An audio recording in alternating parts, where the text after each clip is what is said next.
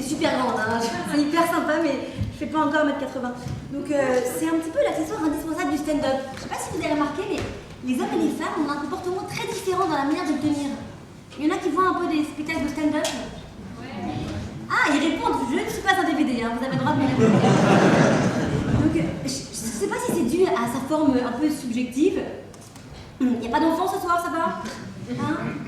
Ah, il y en a, c'est pas grave, n'écoutez pas, vous comprendrez en disant. Généralement, les filles, on le tient comme ça, à pleine main, hein, fermement, par le milieu. Peut-être parce qu'on a l'habitude de tenir ce genre d'instrument à pleine main, fermement. Je choque des gens peut-être. Hein? Il n'y a que des puceaux ce soir? Non, vous avez le droit de réagir. Alors que les hommes, ils le tiennent par le bas. Hein? Entre les seins.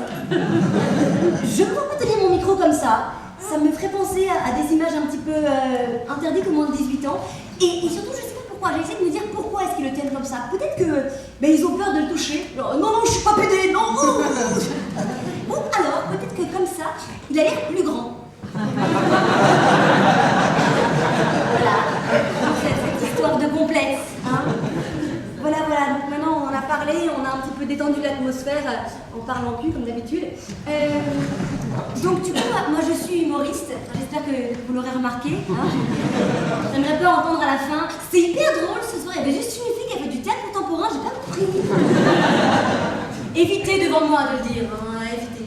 Et en fait, comme j'ai pas les moyens de me payer un psy, je me suis dit que c'était mieux de faire payer des gens pour m'écouter. Merci à tous. Ça vous dérange pas si je reste debout? Parce que j'ai pas l'habitude de m'allonger les premiers soirs. Ça dérange personne. Donc moi j'étais à une soirée en fait avant de venir. Ouais, je sors hyper tôt, j'aime bien. Un truc un peu genre VIP. Genre after work. Hyper select, hein.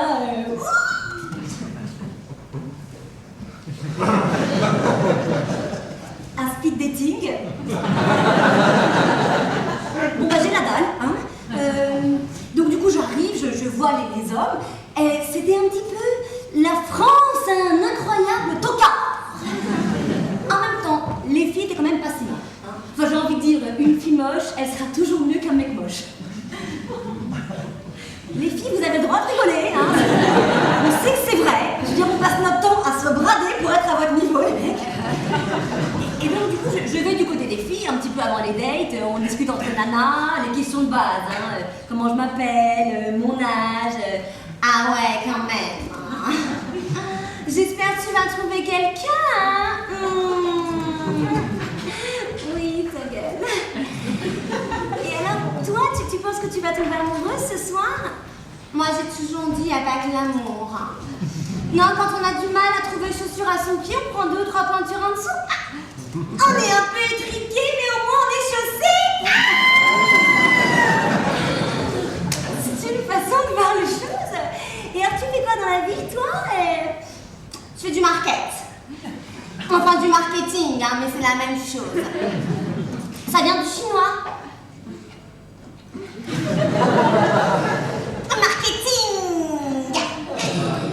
Ah, j'avais pas compris. Bah écoute, moi je fais de la finance. Oh, tu peux pas leur dire ça, ils aiment pas du tout. Oh là là, ma pauvre, heureusement que tu m'en as parlé, je te jure. T'as qu'à leur dire que tu fais de la communication.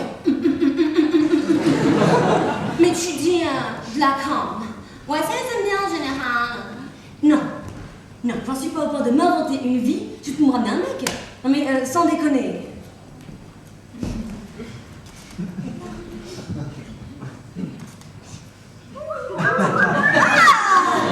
Quand même, il y a des faillots ce soir. Les hommes plus de merde. Non, et puis c'est pas pour rien si on prend régulièrement pour Jennifer Aniston. Normalement, les gens crient « Ah ouais, c'est vrai, grave !» Ah, toi, tes 500 €, t'inquiète pas. Et là, j'allais vraiment me barrer juste au moment où j'ai rencontré l'homme de ma vie, le mec parfait. Il me demande mon numéro de téléphone. Enfin, c'est pas que pour ça qu'il est parfait. Hein. Il est beau, intelligent, tout quoi, une complicité de taré. Il m'invite à dîner chez lui. Ok. Il veut me présenter à ses parents. Enfin bon, à son père, mais quand même. Ok. Pour me caser avec son père. J'ai une tête à me taper un Georges Clooney low cost avec un espresso au coin du feu.